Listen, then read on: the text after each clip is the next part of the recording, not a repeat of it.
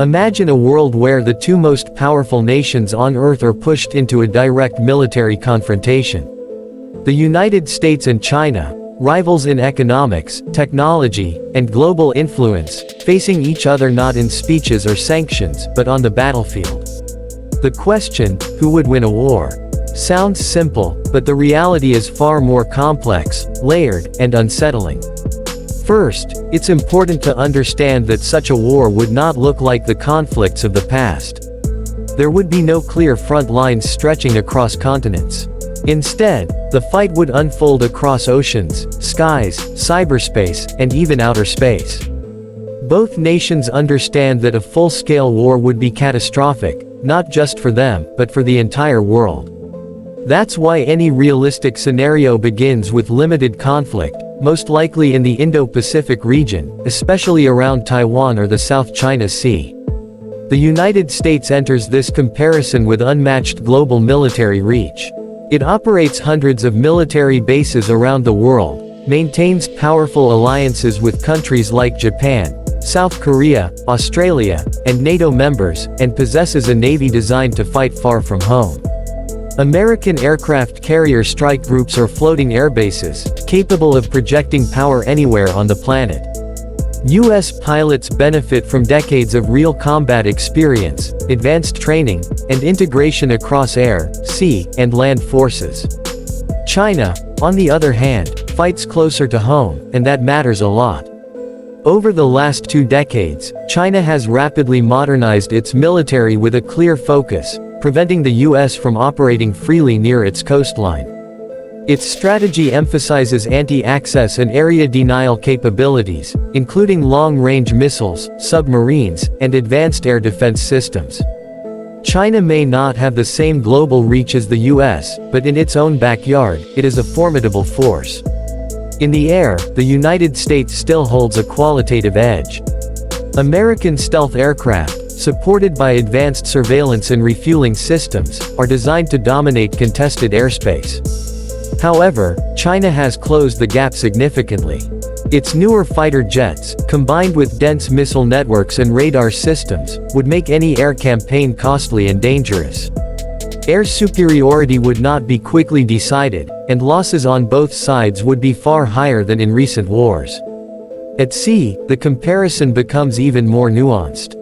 The U.S. Navy remains the most powerful in the world in terms of experience, tonnage, and operational complexity.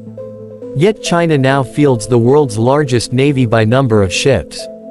Many of these vessels are designed specifically for regional conflict, supported by land-based missiles that can threaten even the most advanced warships. Any naval battle in the Western Pacific would be intense, fast-moving, and highly destructive. Then there is the missile factor.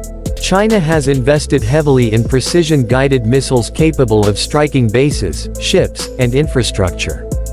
These weapons are designed to push U.S. forces farther away, limiting their ability to respond quickly. The United States, however, also possesses a vast missile arsenal, including long-range strike capabilities that could target critical military assets.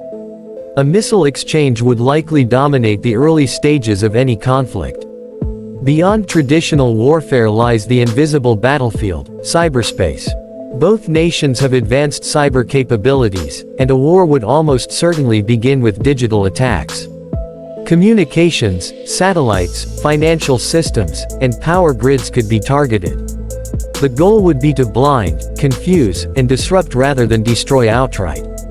In this domain, victory would be measured not in explosions, but in silence, confusion, and delay. Space would also play a critical role. Satellites are the backbone of modern warfare, enabling navigation, targeting, and communication. Disabling or interfering with these systems could shift the balance dramatically. However, attacking space assets risks long-term consequences that would affect every nation on Earth, making this a dangerous and unpredictable arena. One factor often overlooked is economic endurance. The US and China are deeply interconnected economically.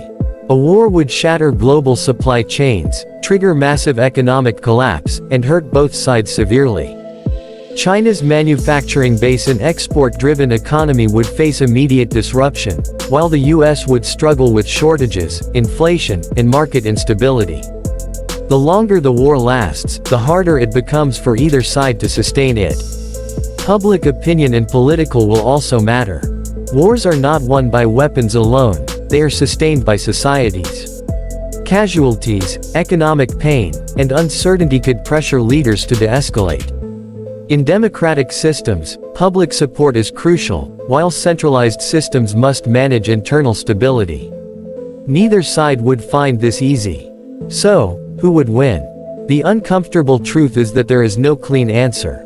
In a short, limited conflict near China's borders, China could achieve local advantages, especially by exploiting geography and missile power. In a prolonged conflict involving allies and global operations, the United States' experience, partnerships, and worldwide reach could shift the balance. But the most important conclusion is this: there would be no true winner. Even the victor would emerge weakened, economically damaged, and strategically shaken. The global consequences would be immense, affecting trade, security, and stability far beyond the battlefield. This is why, despite rising tensions and sharp rhetoric, both nations continue to invest heavily in deterrence. The goal is not to fight, but to prevent the fight from ever happening. Because in a war between the United States and China, the cost of winning may be indistinguishable from the cost of losing.